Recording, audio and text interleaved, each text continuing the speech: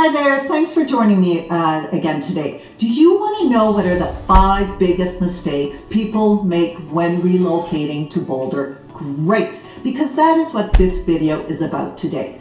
Boulder is an incredible place to live, but there are a few common mistakes people make that can easily be avoided so you can have a smooth transition and enjoy this amazing place. And if you're wondering how to build community and make friends once you're here, stick around because I'll share a few tips at the end. My name is Michelle and I've lived in Boulder for over 30 years. I'll give you my insights as to what I've learned. And I am also a real estate agent, so if you are considering a move, reach out. I'd love to hear from you. So let's get started. My number 1 mistake that I can't emphasize enough is that people underestimate the cost of living here. It catches a lot of people off guard. Boulder is pricey, and as of 2024, the median home price is hovering about $1 million, and even renting here isn't cheap, with a 1-bedroom apartment averaging about $2,000 a month. If you're coming from places like Texas or the Midwest, where you can get a house for half that price, Boulder's market might feel a little bit tough as a pill to swallow. I've had friends move here thinking they'd get a big house for their budget, only to find out they'd need to settle for a small 2-bedroom. So here's the thing, if buying here feels out of reach, don't stress. Renting can be a good way to get a feel for the city before you commit. Just be ready for the higher grocery and gas prices too. So moving on to my number 2 mistake is that people ignore the altitude and climate.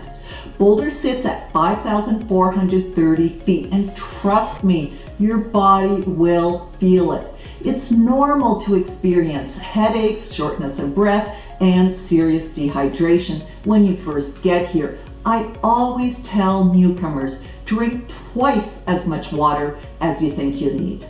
And then there's the weather. Just because it's sunny 300 days a year doesn't mean it's predictable. It's not uncommon to get snow in May or for temperatures to drop 30 degrees within 1 hour.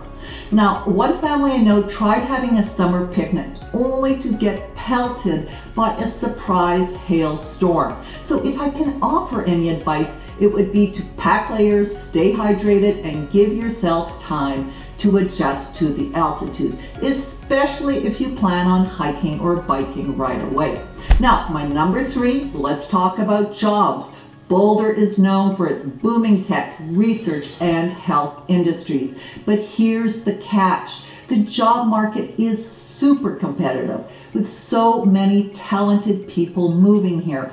Finding a local job can take some time. So if you're coming here and already have a remote job, you're ahead of the curve. But if you're job hunting locally, it helps to start building connections. Even before you get here, your networking can make all the difference. Whether it's through LinkedIn, industry meetups, or even chatting with some locals at a coffee shop, connections do open doors here. Okay, now for my number 4. This next one is big, the Boulder culture. Moving here means embracing a few things that might feel new, like the fact that everyone is crazy active. You'll see people biking, running, and doing yoga everywhere, even when it's snowing. Fitness is just part of the lifestyle here.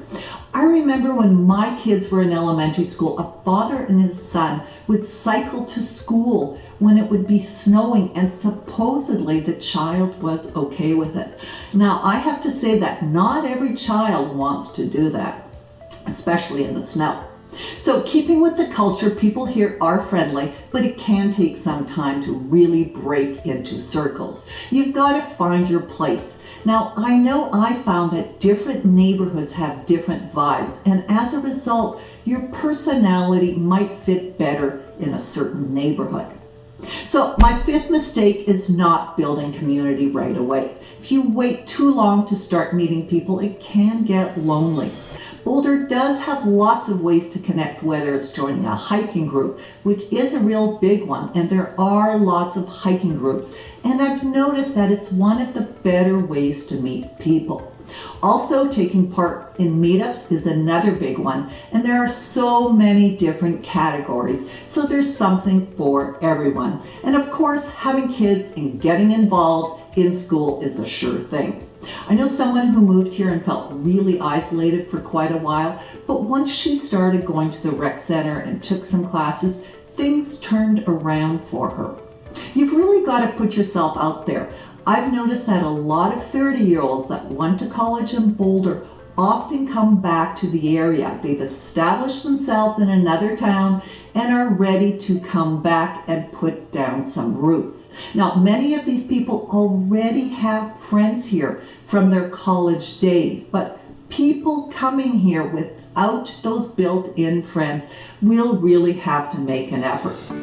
So, quickly, to recap, the 5 biggest mistakes people make when moving to Boulder are underestimating the cost of living, ignoring the altitude and climate, overlooking the competitive job market, and not understanding the local culture.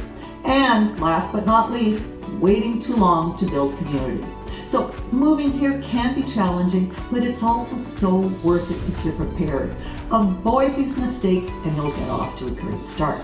I am a local realtor, so if I can be of assistance, let me know. And if this video helped you, please give me a thumbs up and subscribe. It really supports my channel. Thanks for joining me.